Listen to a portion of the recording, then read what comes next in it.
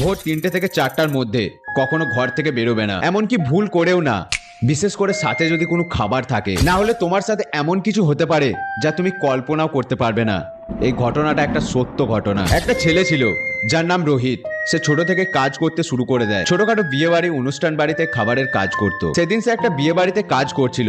কাজ শেষ হতে প্রায় রাত 1টা বেজে যায়। রোহিত ভাবে এখানে কাজ শেষ হয়ে গেছে, এখানে আর থাকবো না, বাড়ি গিয়ে ভালোভাবে ঘুমাবো। তার সাথে আরো একজন কাজ করছিল, তাকেও বলে চল বাড়ি যায়। কিন্তু লোকটা আর আসেনি, তাই সে ভাবলো আমাকে একাই হেঁটে যেতে হবে। সেখান থেকে একটু দূরেই তার বাড়ি ছিল, তাই সে রুটি, সবজি আর চিকেন একটা টিফিনের মধ্যে ভরে বাড়ির রাস্তায় হাঁটতে থাকে, কারণ সে বাড়ি গিয়ে খাবে। আর সে একা হাঁটতে হাঁটতে একটা বিড়ি ধরিয়ে গান গেয়ে হাঁটতে থাকে। তারপর সে একটা জায়গায় আসে যেখানে রাস্তার পাশে একটি শ্মশান আছে। তখন রাত্রি প্রায় 1:30 বাজে। আর ঠিক তখনই রোহিত সেখানে একটা বুড়ো লোককে দেখতে পায়। আর সে বুড়ো লোকটা সরাসরি রোহিতকে বলে, রোহিত একটা বিড়ি দিবি। রোহিত পুরো অবাক হয়ে যায় যে রাত 1:30 বাজে